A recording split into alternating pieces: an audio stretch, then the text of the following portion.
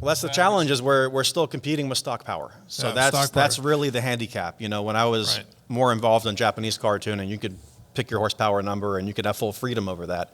Okay. The challenge of the constraint is trying to do that and respect Tesla's batteries, power, and firmware, which is a hurdle, but still breaking 10 minutes with that, we're pretty happy with that result.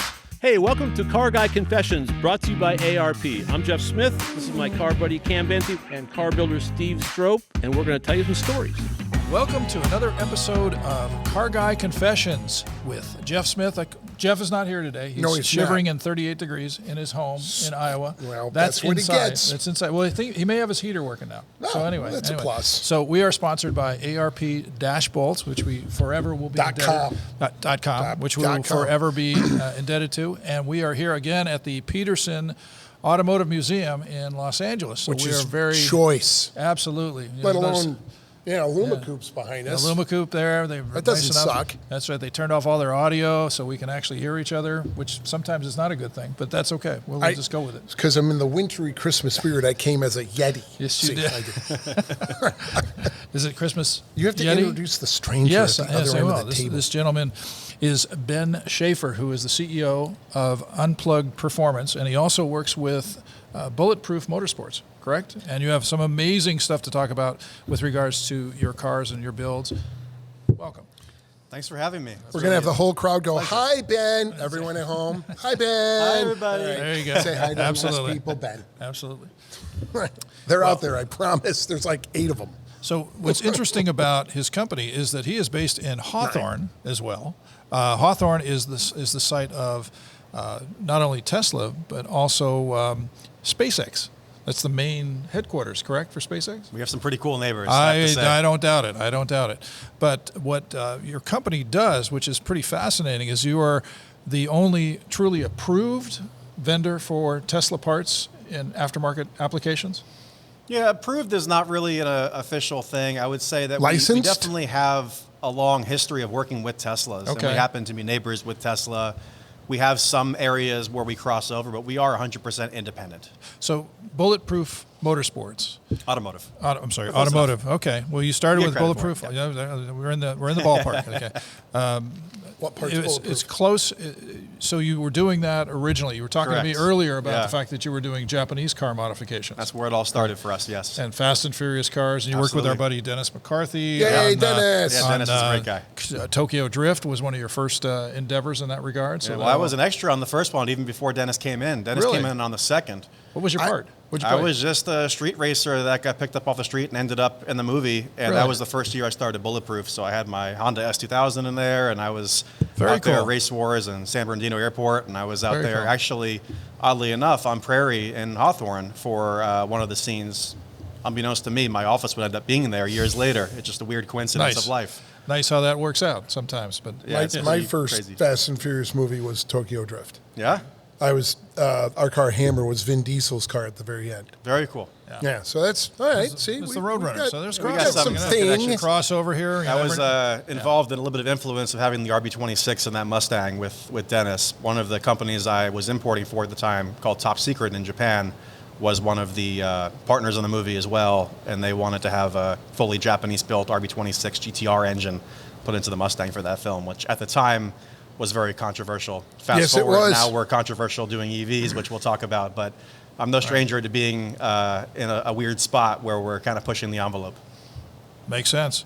So that whole experience working on that movie and building these Japanese cars as performance cars, which are obviously very exotic for the time, how did that move into the EV market? Where's the crossover? What's our timeline from Japanese car to EV? Yeah, so I've been in this world, if you will, for 23 years. I started when I was in college when I was 20, which was the timeline of the first Fast and the Furious movie.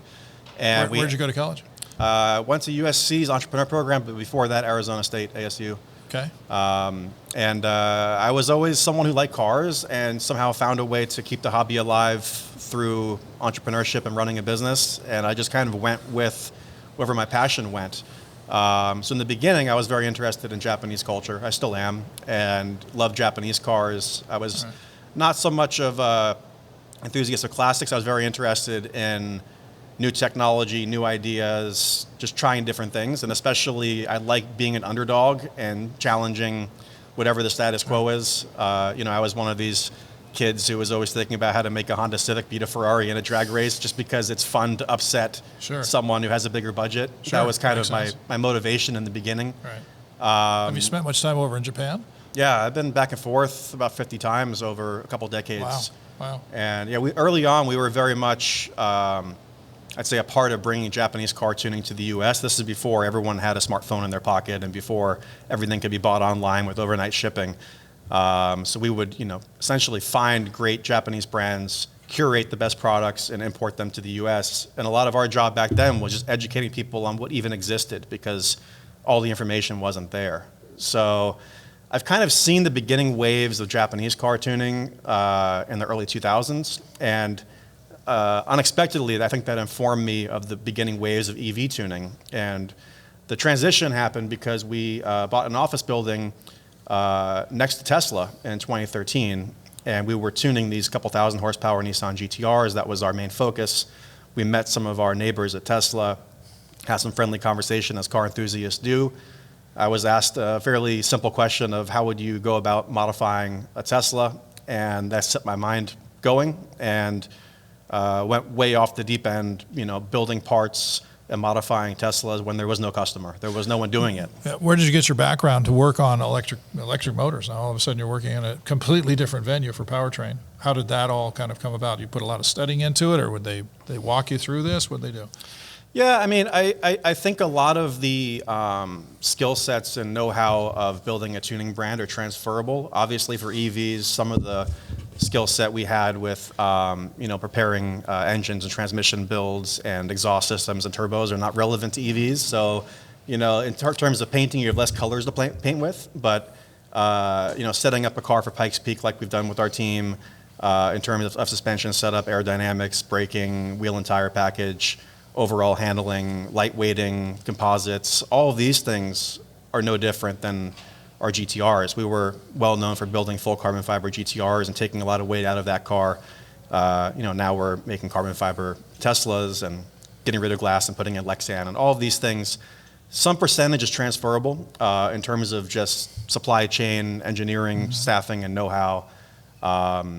But some things you can't do. So there's pros and cons. Above all, I would say. What can't you do? What are we talking about? What are the limitations and stuff like that? Well, we try to add value to Tesla. That's really our basis from 2013 forward was trying to kind of help Tesla's mission as best we could. So we've made a determination that screwing around with the equivalent of engine management systems, like for a GTR, you could put a Motec ECU in there and control the motors. For a Tesla, there are people who hack Teslas. We don't do that. Our point of view is that, for one, it adds a lot of risk to Tesla in terms of warranty. Also, anyone who's driven a Tesla knows a lot of the value of a car like that is the firmware and all the integration of electronics. And when you throw that out, you have pretty much only a race car, which there is a market for, but it's a bigger trade-off in a Tesla than it is in a GTR. And ultimately, it sounds sacrilegious, but the Plaid Model S with 1,000 horsepower and instant torque, it's got a lot of power. It needs other things, in our opinion, to make it perfect. It needs more focus on suspension and brakes if you want to race it. But the 1,000 horsepower is not lacking. Is there a market for that? I'm just curious. I mean, it seems like an electric race car these days. I mean, that's interesting. Increasingly there is. In what platform? Now he did a Model S for Pikes Peak? At Pikes Peak we did a Model 3 at first. Went through a pretty gnarly crash there and rebuilt it, and then we came back with Model S Plaid. So we're 4 years in a row at Pikes Peak with a 3 and an S 3 times. And you've won, correct? We've won our division in the S. We also. What is the division out of curiosity? So we compete in exhibition division, which basically has no rules. It's essentially unlimited, and it's because we're not trying to set a production record. For us, it's boring if you can't modify a car. So we just want to do whatever we can do. But we're up there with stock power. The car's still heavy as hell. It's like 4,800 pounds. Wow. But this past year, we broke 10 minutes, which at Pikes Peak is a pretty good thing. That's a good number. Yeah. That's a good number. Like I mentioned, my friend, we had him on the show, Mike Ryan, races the semis. The big rig. Yeah. That's a simple car to get up there. Kind of like your truck getting here. He's wonderfully crazy. He is definitely. It's unbelievable. I don't think don't I've ride with ever him. seen anything go up Pikes Peak that has made me go, what?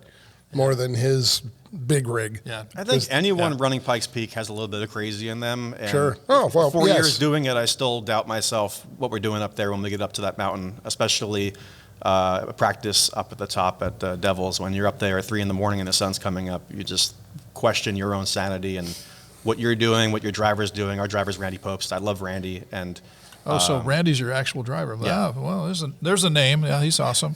Randy's fantastic. Yeah, he's Yeah. been doing this a long time.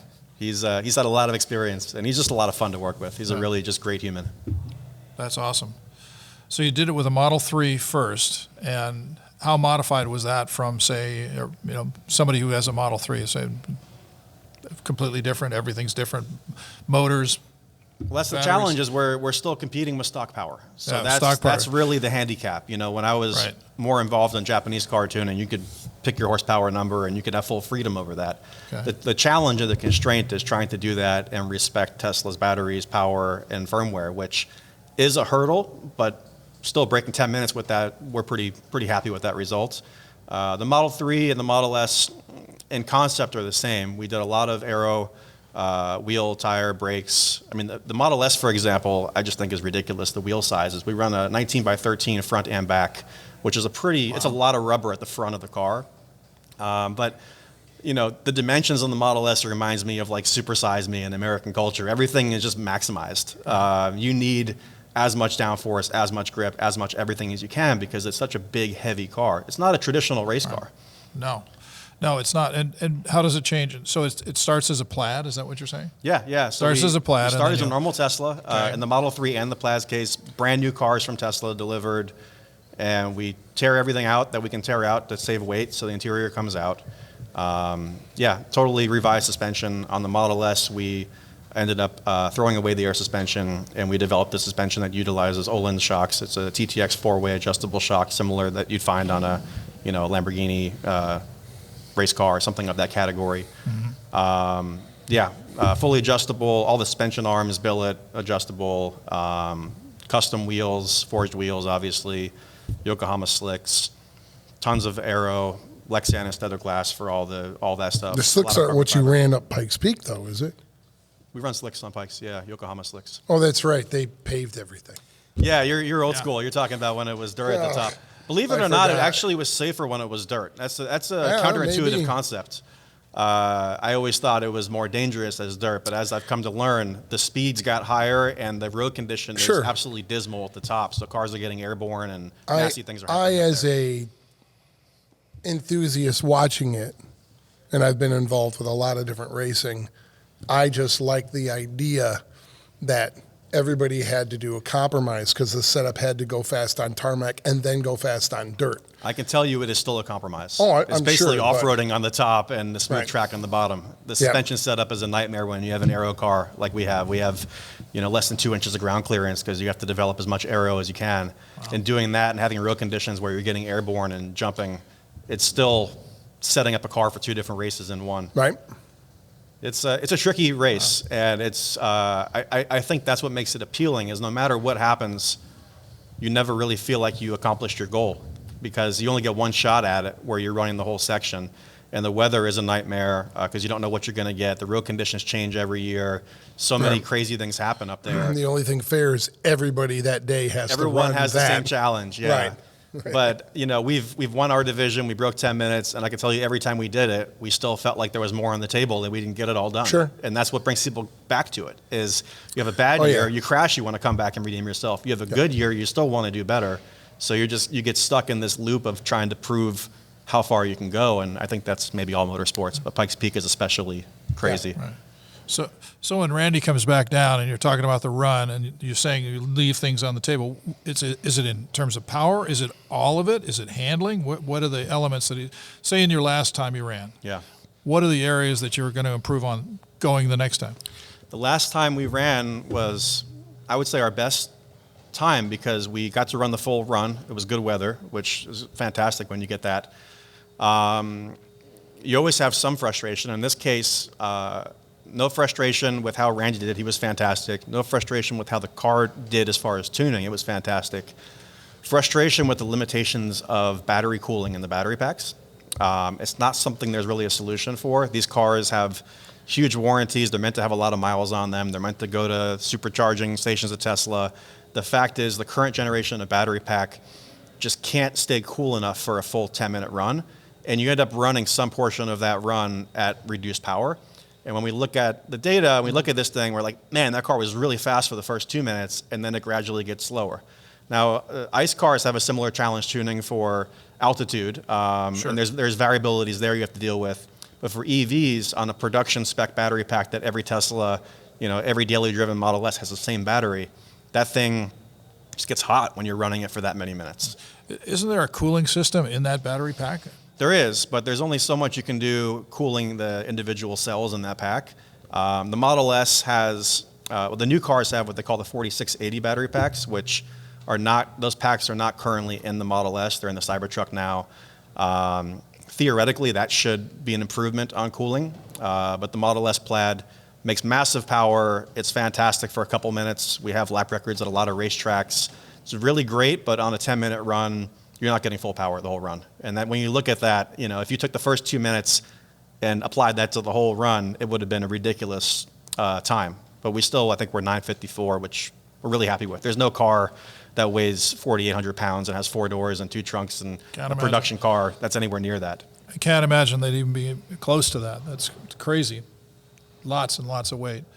Hey, we'd like to thank our sponsor, ARP-bolts.com. We got a fantastic little backdrop here. They make an outstanding series of bolts, almost anything you would need for engines, chassis, things like that. In fact, we were at lunch today, and the guy asked you about the bolt on the back of your shirt, and and I said, well, it's really about a head bolt. They neck the stem down of the bolt on a short, small block Chevy head bolt, so that the clamp load is even across 3 different head bolt lengths on a small block Chevy. And, so that's the kind of technology that you get out of ARP. And we've all got stories on all that stuff. For a translation of what he said, call ARPbolts.com. but the message is that you can't get any better than that. No, you cannot. There you go. Nope. Excellent. And then just check them out at ARP-bolts.com.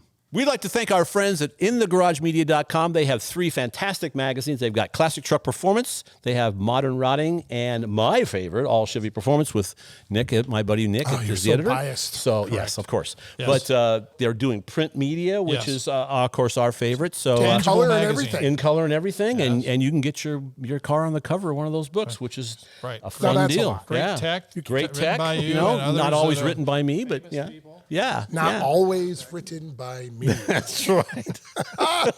Just So pick it check up and them read out it. at InTheGarageMedia.com, and they're our friends, and they will thank you. Well, we're at Petersen, by the way, and I should shout out Jeffrey Zwart and his 935 over here. That was running with us, and I think we were 8 seconds from that car, which is a fantastic car.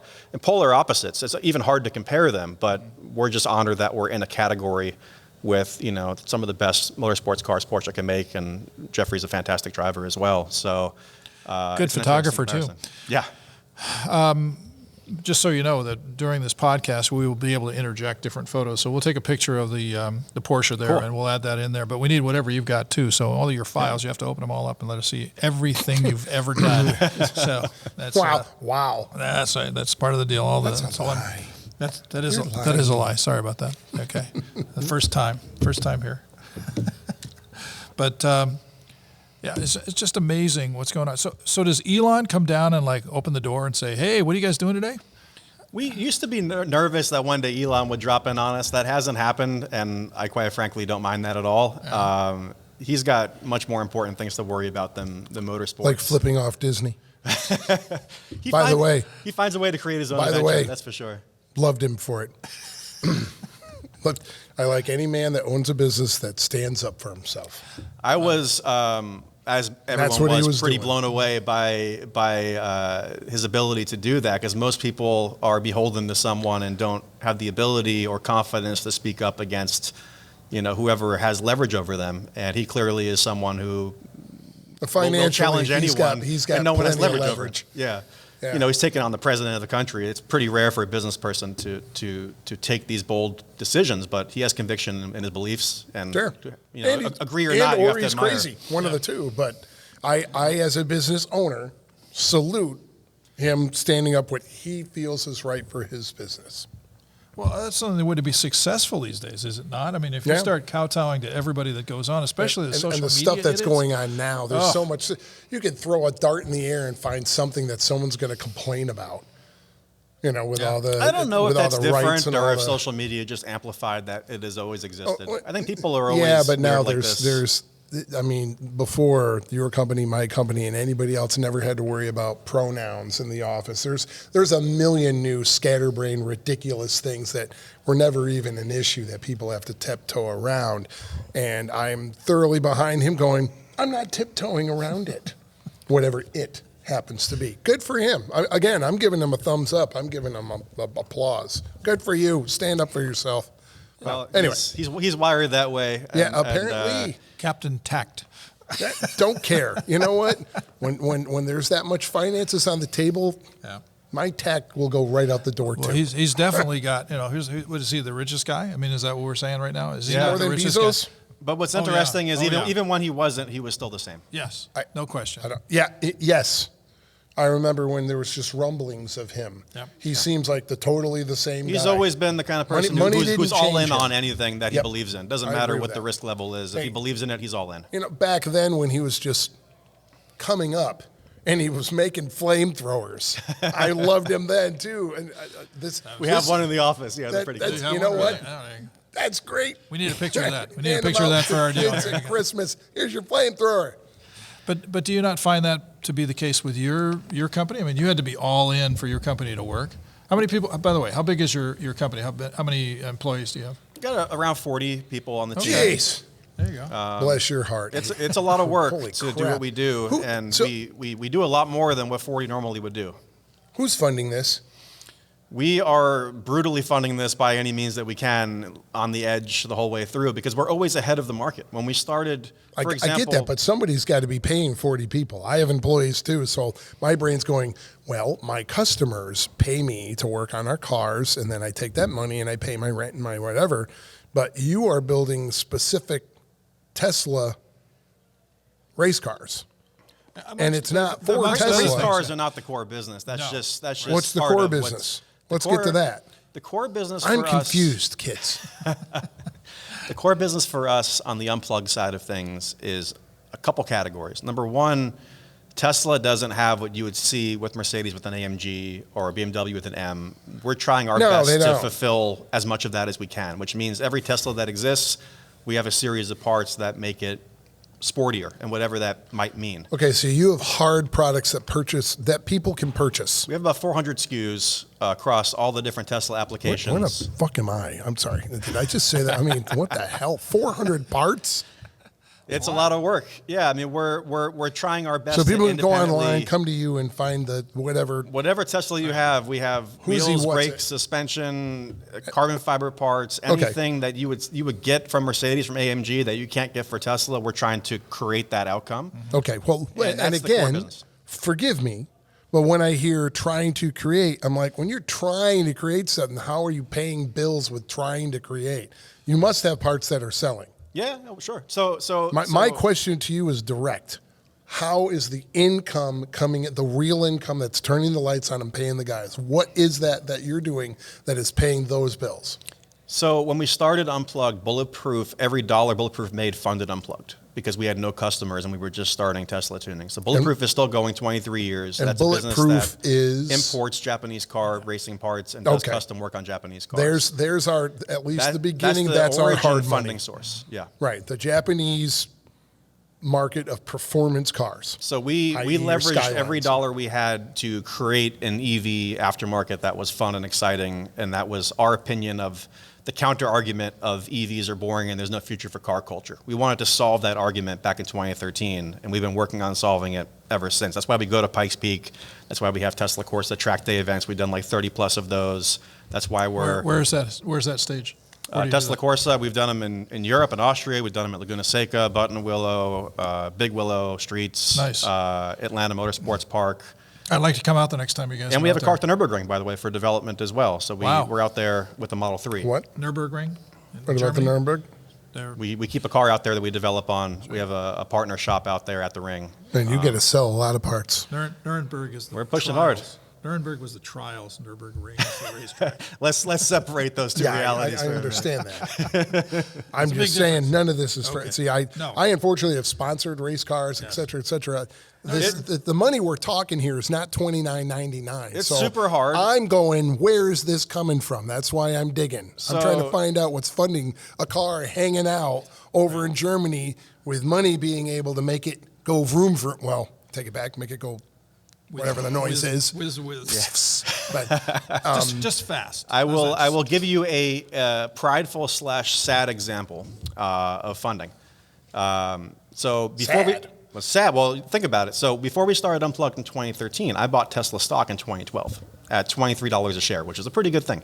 okay. And that's also what funded You the did business. good. You did was good. that I sold all of those shares to fund the business because we There you weren't go. making any money during that time. Again, So I'm just getting the baseline here. it's, as an entrepreneur, No bass player pun intended. Sure. you have to sacrifice whatever it takes Yeah. for what you believe in. Amen, brother. We went a lot Amen. of years not taking any pay. I Yep. went a bunch of years liquidating my Tesla shares when they were up just because it was that or not believe in the vision of Unplugged. That is exactly what I'm digging It's for. all the struggle. Yep. And I understand this struggle from But, somebody who, you have to be a little bit crazy to be doing Yes, these you things do. to begin with. So I am your it's all kindred, conviction. believe it or not. I lived in my shop and had nowhere to shower, so I joined a 24-hour fitness so I could shower with 30 freaking strangers every morning and night. So I'm all about the same thing you were talking about.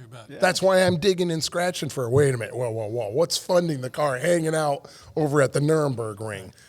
That's not $29.99 either. Anytime you're pushing new territory, creating new customers that didn't exist, you're putting yourself and your company and everything, your family, everything at some degree of risk for, Sure. Yes, for you something are. that you believe in. See, I like you And now. See, We're used to that. I like him. What's Kindred selling the spirit. most? What are you selling? By the way, just Yeah. to totally throw you guys off here, Yeah. the other thing we're working on right now is we're building police cars. So that's a whole different category of our business. EV Yeah, police cars. Absolutely. Okay. Oh boy, there's got to be some big controversy of that. So just to throw a wrench in the whole concept of motorsports and Pikes Peak, I don't know a whole lot of companies that run Pikes Peak, build cars that could be used for street racing, and also build cop cars that pull those guys over. Yeah. But why not? It's a free country. The bottom line is that I'm very interested in solving new challenges. I like being the underdog, and back when I was Yes, you 20 do. years old, I liked Japanese karting when everyone said it was nonsense and the cars weren't fast and they weren't any good. I liked challenging people with that. 2013, modifying Teslas, no one was doing it. That was a great challenge. Now we have a lot of lap records. In the beginning, everyone said the cars were slow, they could only go straight, they couldn't handle one by one overcoming these obstacles. Now, policing is the next thing, which is that They need to be super reliable reliable is and important. handle But horrible weather and But isn't the range the biggest thing with regards to Well, police cars? most police cars, and removing highway patrol, which is an anomaly, but most police cars only drive 60 miles a day. Really? But the more interesting fact is that the police cars, for one, they're the office for the officers. They're in the car all day, so the air conditioning's on and running. They have electronics that are running all day long, and to have those electronics running all day long, the engine's running all day long. So when you look at how much they spend on gasoline, about 70% of it is idling, just because it's a mobile Right. office. It waits. So when you look at what it costs for taxpayers to pay for a gasoline-powered police car versus an EV, total cost of ownership is cheaper to have an EV because you're not idling the car to operate it all day. So when you look at, mileage and everything else, the numbers become very compelling. The challenge is there's a lot of fear still of what happens if the battery runs out? How do you charge it? What happens if, there's a cyber attack or all these crazy things? We have to disrupt that kind of fear and prove through doing it that it actually makes sense. And we're making headway with that, and that's the next battle for us. Right. I did some work with a company called Adamani that did electric buses. I don't know if you know this company. There's a bigger company in Canada. I can't remember the name of that company. But that all made sense because electric buses pretty much do the same route. You can predict it pretty well. Predict it, you know where they're going to go. And then at lunchtime, they could all get charged up. So it's not like a situation where you have to go a long ways twice. You could charge them at midday. So those all make sense. See, that makes sense for EV for me, for Yeah. electric vehicles. I got no problem with that. Plus in 2035, I'd California. much rather have a V12 screaming to listen to, though. Sorry. I understand. I am of Yeah. that ilk. I will never change Don't that ilk. apologize to me. I'm a car guy. I started with And gasoline-powered that's why I cars, feel so- I can speak openly because of Yes. you've told me your background. I am, and a lot of people, maybe not everybody, but I am very visceral. And the reason I got into hot rods is visceral. And the reason I have drag race nostalgia funny cars is visceral. I as a person, I cannot speak for a group. I as a person, which I've said on this show before, I would rather watch an abrasively loud, obnoxious car cut 9s than anything that cuts a 4. I could care less if something is like a light switch and poof, and there's no drama to it. And as a human who is visceral, I need all of that or I'm not intrigued. Yes.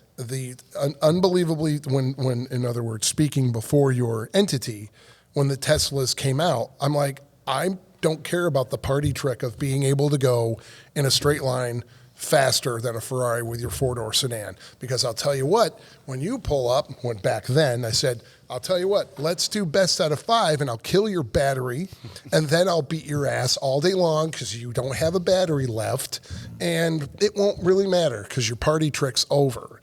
That is how I felt about it when it came in. Why I just made the comment about the buses. I think as far as EV in its existence, whether it be performance or not, which is undeniable on the performance, the instant torque, light switch, boom, all the power. It's undeniable. But as far as it being a fantastic solution for public transportation, and especially people living in suburbia and only going down to Walmart and picking up their whatever and all this stuff, and reducing all the emissions situations and all that, rock and roll. I think my biggest irritation with its existence is that the governments are saying you will not have a choice. You're going to have this and this only, like our lovely governor. 2035, you're not even going to be allowed to. I'm sorry, in America, you just said I'm not going to be allowed to.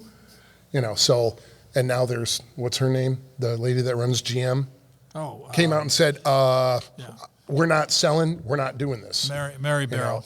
Mary so Barrow did that. For me, if this would have went a whole lot more natural and just get to pick. Tesla has their own thing and sells all of them they possibly can because I'm all about people doing great and making great business. Terrific. Just don't tell me that's the only thing I'm going to be able to do. I find that frustrating. I don't think anyone can defend the fact that we all like freedom of choice. Right. And that's... I totally get that. Right. My point of view is that as a car enthusiast, I don't want to see everyone looking past tense as to what was fun. I'd like to have things that are in the future that are exciting. An example would be, my background was a lot in Japanese cars and Nissan GTRs, things like that. When the latest Nissan Z came out, they tried really hard to go back to the era of the 240Z with the design. I find more and more, and this is why... They didn't do it.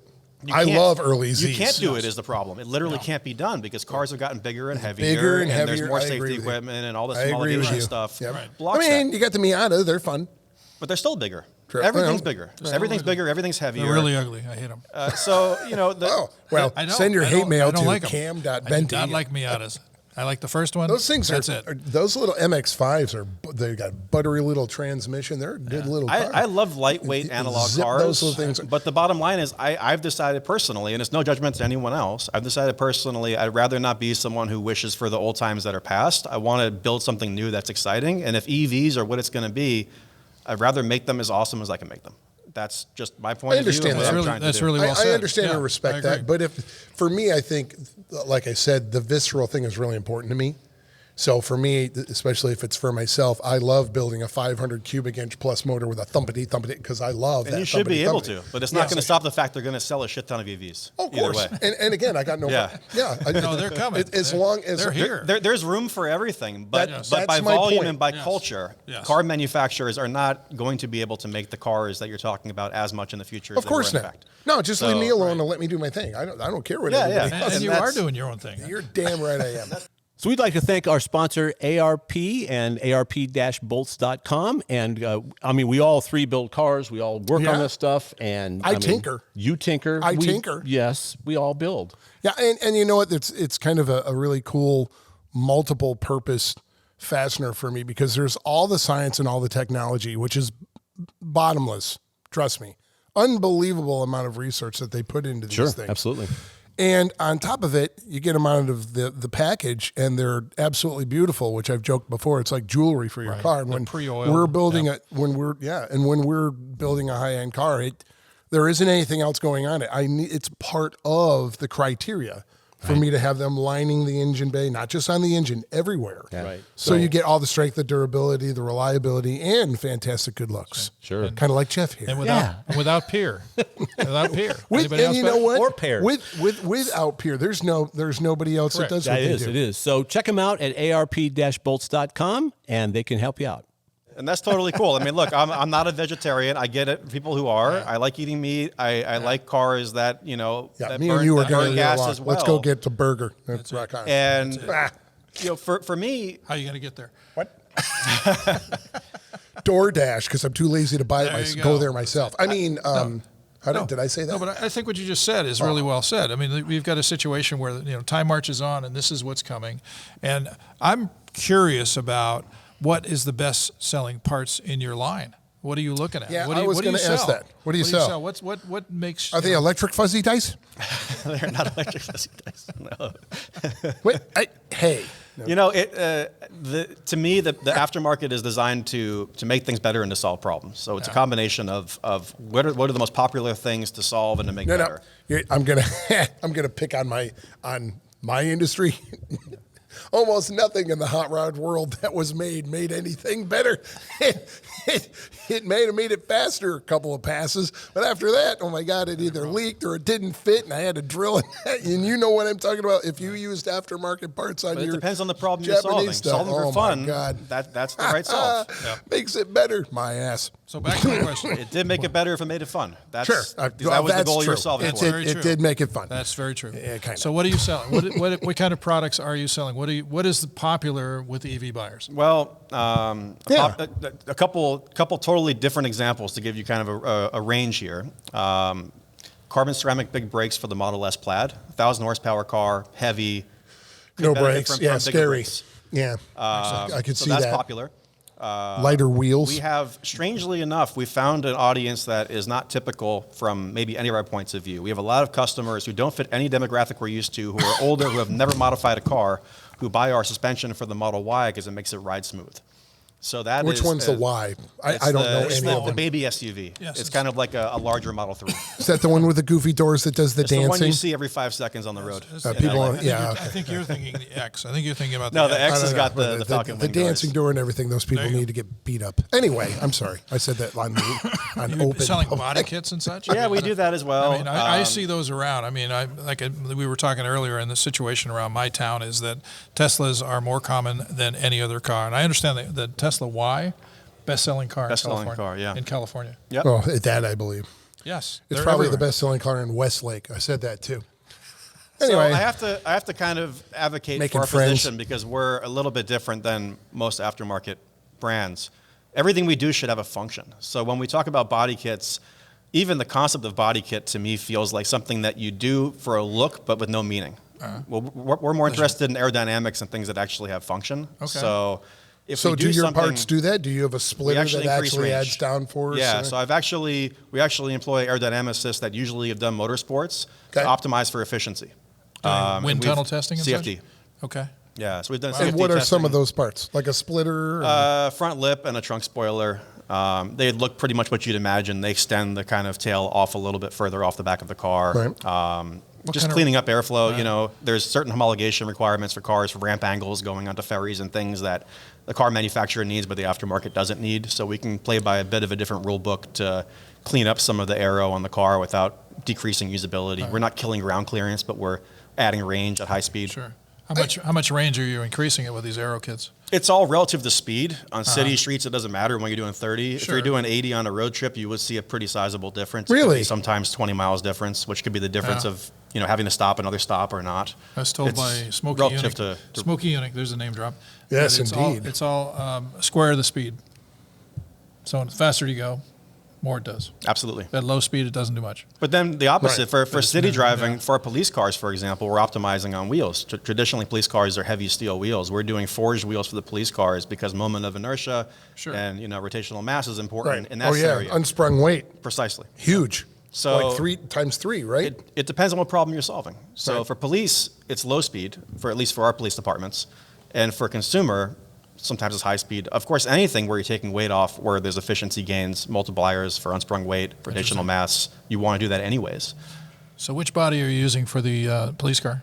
Using the Y? Y, and then a couple Model 3s, but we're trying to phase out Model 3 because the Y's better. And then Cybertruck we've been developing a lot for right now. Cybertruck. They have a custom Cybertruck. We developed a lot of parts for the Cybertruck, which Do you know in the itself Cybertruck? is controversial. I have my own theory about the Cybertruck. I think everyone does. What's yours? Let's hear it. Well, this is going to sound like an insult, but it's meant as a compliment to Elon. Yeah.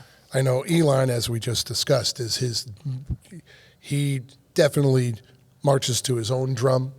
He definitely does the thing he believes in or the thing he wants to do. I think a perfect example, which we also touched base quickly on, was the flamethrower. Yeah.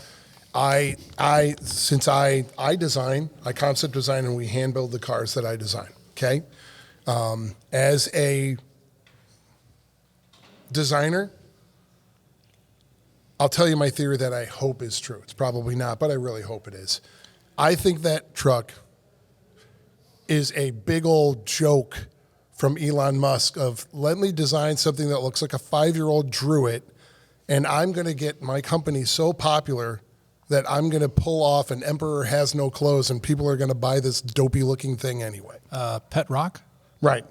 Yeah. I personally I cannot fathom, and again, I don't care what's powering it. Nothing to do with Tesla, nothing to do with electric. welcome to tell us. I cannot fathom what human would look at that thing unless you're 5 years old and go, wow, that's something I want in my driveway. It looks like a really bad set car from like a 1970s sci-fi movie. Like a Blade Runner? It's horrible as a design, and I'm the one without the billions. So obviously my opinion is nothing But you're compared working to on it. his. Yeah. But that's right. Yeah, you come right into my email's purevisionss@aol.com. I personally think the thing is horrifically ugly. Yeah. And the only thing I can think of is, since I think he has an amazing wit and sense of humor and sense of whatever it is I'm going to see if people are going to buy this. You watch it. You watch. And by the way, if there's even 1% that I'm right, he was right. They're buying it. Yeah. That's the funniest part. Well, that's what do you me think is on that behind truck. it? What do you think is behind this? Well, first of all, as car enthusiasts, I celebrate diversity of cars. We're at the Petersen, where there's every type of car. Sure. So You I bet. personally don't really care what most people's opinions are. What matters is if you deliver a product that appeals to enough people to make economic sense to make the product live. And True, sometimes but great art is divisive, and Yes, you it may is. call it dog poop if you want, Right. but I think it's there ugly as hell. are plenty of people who love it. I happen to be on the side who loves it. God, how do you like that thing? Why do you Ugly. love it? What do you see Sean, in that it's car? ugly. Utility? Do you see just a complete departure design-wise? What is it that draws you to that car? I think it's unapologetic, which I appreciate anyone who does that. Elon's that way personally, but I think the vehicle And that's is, why I think it is like that. But it's unapologetic, not as a prank, as you referred to it as. I swear it's to God. unapologetic. It's unapologetic as an engineering exercise of Fair enough. Form following function. But it's so oddly shaped. Why would that be form? I mean, could you? Let me change it. you shape could you that not have steel in a all that different stuff way? and not Yes. have it look that dopey? And we Could have. it still be the same? Do everything that it does and all its abilities and I think you and have be to shaped differently? sacrifice the super rugged steel exterior if you want a different shape. And You would.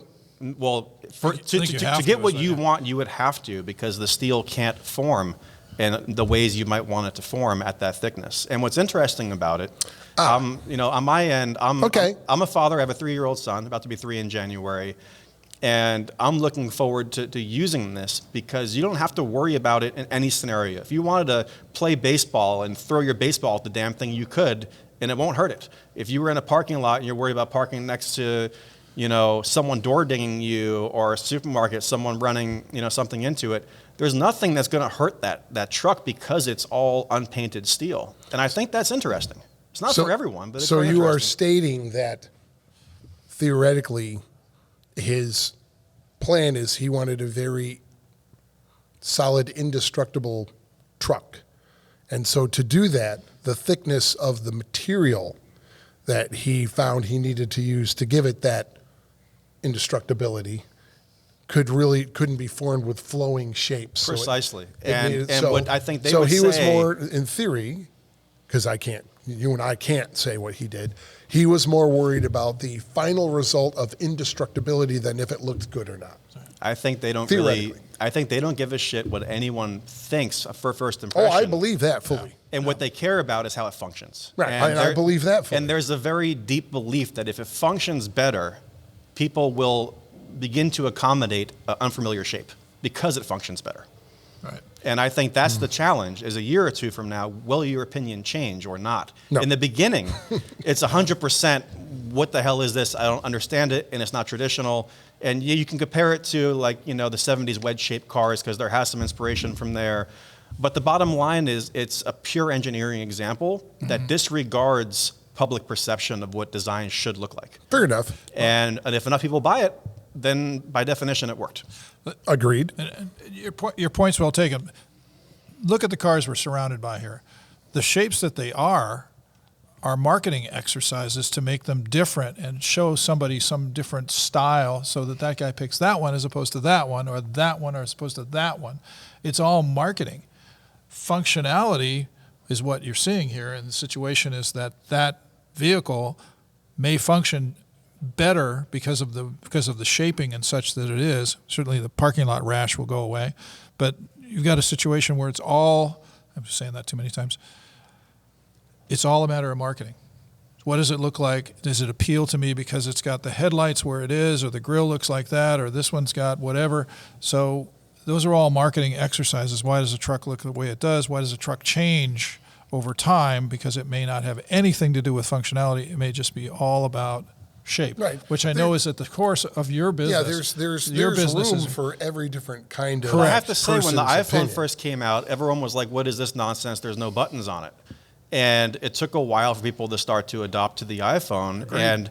And, with Steve Jobs, his point of view was he felt he knew what the customer needed before they did, and he was going to bet a lot of the business on it. And I think in this case, it's the same. No one was doing focus groups saying, oh, how do you like our design? They were just very confident that the purpose of a pickup truck should do these things. They're Right. going to make it, and people will either get with the program or not, and either way is okay. Right. I think that's the point. Also, what you said earlier, by the way, about your business with making cars fun, and sometimes fun is at the opposition of practical. Yes, it is. You have to understand your customer and what you're trying Yes. to do. Yes, In this I do. case, they, I think, willingly sacrificed someone's first impressions of what a shape should be, and what was more important in that exercise was what a truck should be. And as long this as is their vision of and that. when you voice it that way, I'm fine with it. In that exercise, their focus was usability, Right. super strong. How do you et cetera, et define a cetera. truck? That's their definition of Right, it. right. Yeah. For And everyone's me, welcome to their own. I am of the, and I've driven them. I've driven a couple. I would rather be uncomfortable and cramped in that horrible driving position in a Lamborghini Countach, because that thing, look at it. It's Italian mechanical sex. And for me, if I'm spending money or something that I like, Right. I'm not being analytical about that of if it will get dented or not. I want to own the coolest thing that makes nobody else, by the way. I want to be, we've got a car designer in the wings. You know you did it right for yourself at least. When you if you park the car and you shut it and you turn around and look at it again before you go in the house and you're like, Right. I dig my ride. That is a different human than somebody. Cybertruck owners will 100% be doing that. Oh, you they will not be will. one of them, but a lot of Yeah. them will be. No, I get And it. that's frightening. But a lot of that's based on ego. I mean, our egos for years have been fed by the fact that we build cool cars that we like to drive, Sure. and that we do turn And- around and look at. But at the same time, I understand what you're saying, and it's a good exercise to talk about what draws people to a design or what draws people to buy a vehicle. And sometimes what we have to do is also realize that a lot of people don't care what they're driving. Yes, and I have to admit that to myself every day when I'm out on the right. highway and looking But at all the decisions but people I don't made. see the Cybertruck driver or the guys who drive your cars being in that category at all. They care very much what they drive. I think that's So- actually the problem of the Cybertruck, is that the Cybertruck is so divisive that it becomes a statement vehicle But the idea It of a does. pickup truck is pure utility, and this is the only opposing concept. Ideally, if it could fly more under the radar and be that usable, it'd be better. Right now, especially for the first year, you're going to get more looks driving a Cybertruck than you are driving a Lamborghini Countach, and that's kind of crazy for a pickup truck. But I'll flip this. I'll take this conversation and put it in a conversation I've had with a couple of editors about some things that made it onto the covers of their magazines. And some of them were atrocious. Yes. And I knew the background behind some of the decisions for certain vehicles was based on it had a lot of numbers online. It had a lot of hits. It was really popular. My point is just because it has a lot of interest from shock value or whatever doesn't mean it's attractive or worthy of being on your cover of your magazine. And I also subscribe to the theory of sheeple. I think a ton of people, because it's popular or whatever it is, and we can step aside from the Cybertruck. Just, you brought up the phone thing. Yep. I hate my phone. I hate phones. I use them because I own a business. But it's like, there are people, I mean, we can go down this rabbit hole. There's studies from smarter people than me at universities that say this is more addictive than heroin. Our phone usage is very unhealthy as a general society. I agree with you there. And so those people that live and breathe by this. But that's not the problem with the phone. That's the problem of the user. I agree with you. But I'm saying where I'm going with that is people are sheeple. They'll just do and be most popular. Yeah. And so it doesn't, for me, I'm more raised eyebrow judgmental of, I'm really not interested if it's all blah, blah, blah. Was it a good choice? You know, now, if the truck lasts 25, 30 years and it does everything that Elon set out for it to do, then that's a target win. And I will be the first person to go, target win. I'm not really thrilled with looking at it. Yeah, I think if it lasts 5 years, if he continues to build them for 5 years, that's a huge win. But again, I understand that. I would still argue, as a car enthusiast, you're better suited having cars you dislike than cars that all look the same. Diversity is still important. Mm-hmm. I agree. I don't think you'd want every car to look the same. No, I don't think you'd want every pickup truck to look the same because you might be offended by the shape of one. I think you'd rather have diversity. I'm fine with that, but right now there's so much diversity I can handle it. And pickup trucks, really? I got enough. Well, not on pickups. I go all the way back. I own a 1931 Model A pickup. I'm talking about ones you can buy today. Yeah, I know. Well, I can go buy it. I just bought it. But I'm saying I've got it. I'm being personal. I'm not sharing with the world. Yeah. There's a lot of choices for me. For sure. In the things that I like, I can go get one. Right. But again, I'm saying it to the camera. Between me and Elon Musk, he's the dude. He's the one making billions. I'm not. So he's clearly doing something right. You heard it here. It's official. Yeah. Okay. So I got no problem saying that, but it doesn't mean I have to like the ugly thing. So. I'm going to get my Aztec and my Pinto and come on over. Oh, God. No, actually, the Pinto. Yeah. Well, wait. We just talked about the Cybertruck. Yes, please explain. Oh, well, your Cybertruck. Yes, he's got he's got an you know what? I'm just trying to fill time. That's kind of where I was. God. We don't need any problem filling time. Really? No, we're doing good. Oh, good. In fact, we're then I take it all back. That's right. Yes, talk about your Cybertruck. Yeah, so what are you doing? So you're modifying the Cybertruck? Or? The nature the nature of our business is to try to figure out how to make cars exciting. And Tesla, for the first time, has made a pickup truck. So we have to think about what can we do to make this more exciting, just like we think about how to take a Plaid to Pikes Peak and race. Sure. The Cybertruck inherently is not a race car, so we took a different approach.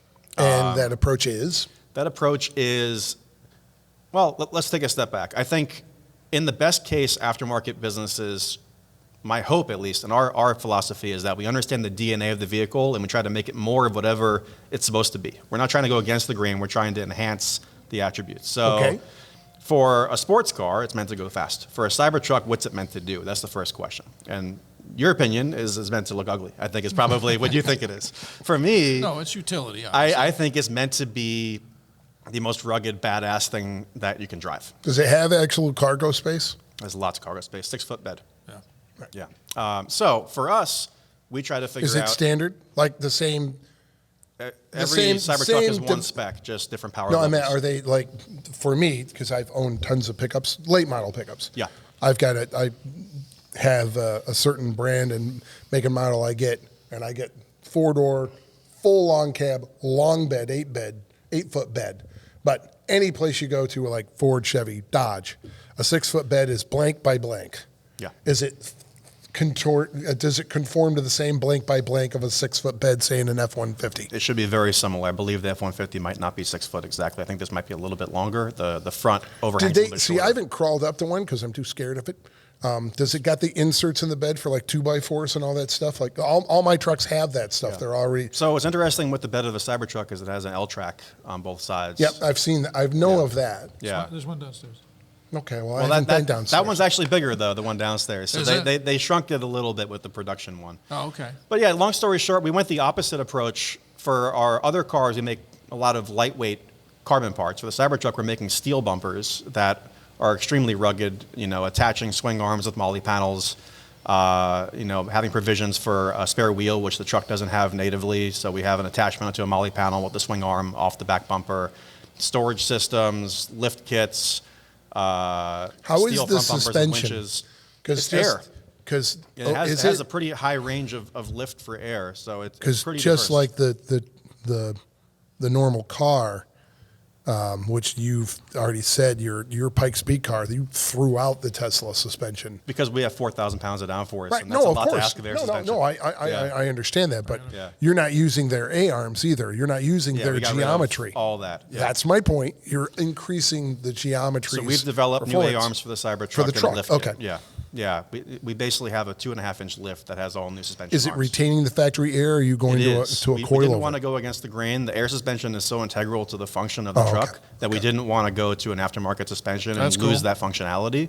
So we found a way to make the air suspension happy and put a 2.5-inch lift. It's fairly comprehensive and not that cheap to accomplish, but the purpose is if you want to lift the truck, you can without pissing the truck off, because air suspension is functional across a lot of Is use this now a developed part for sale, or you're doing this currently?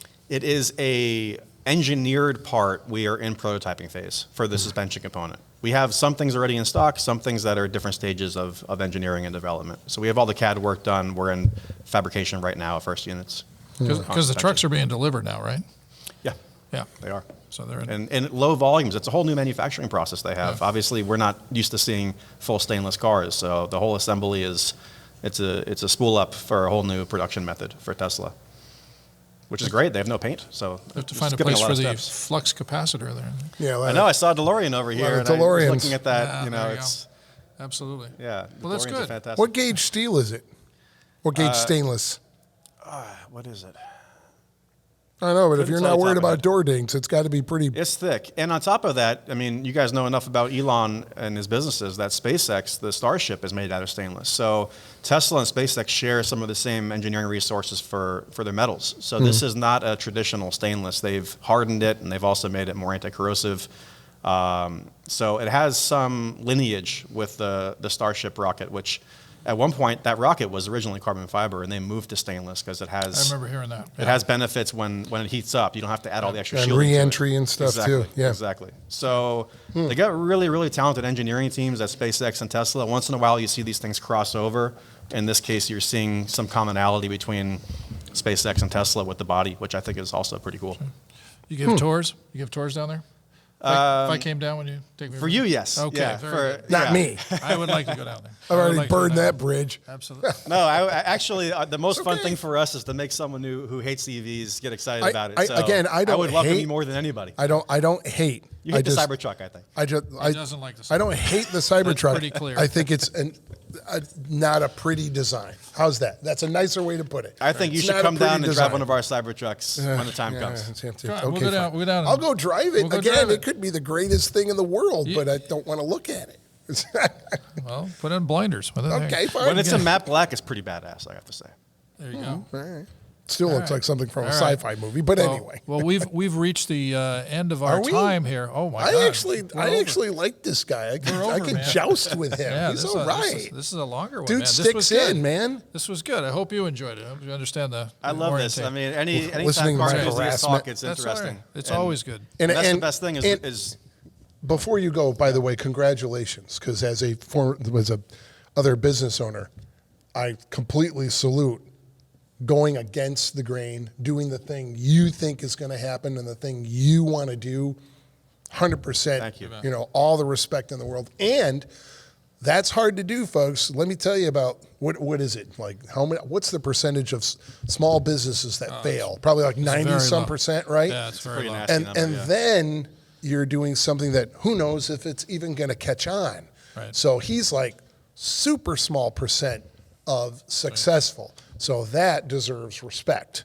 And it's super cool. And at least you're taking something that, started life as a egg beater and now it's a car and making it fun and exciting and fast Yes, and doing absolutely. cool stuff. So, hey, at least you're on our team. Yep. You want stuff it. to perform and work. So all came from salute that. and respect. Thank bet. you. I really You bet. appreciate Yeah, that. no Well, problem. Ben, it's been terrific to have you here. Appreciate So your how do time. people find him? How do people find him? What Where's is the your website?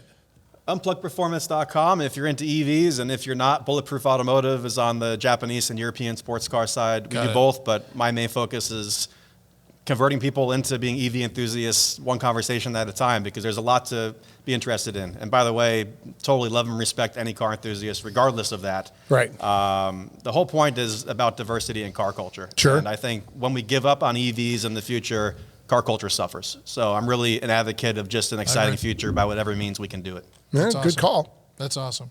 Thank you again for Appreciate that. coming on and visiting. Appreciate Thank it. you. Thank you, and thanks for watching the latest episode of Car Guy Confessions with Jeff Smith, sponsored by arp-bolts.com. There you I got go. it this time. There you go. All right, and the Petersen Museum for the lovely surroundings. That's this true. is wonderful. Thank Yeah. you very much. Thank Thanks you, all. everybody. Thanks, See ya. guys. We'll see you next time.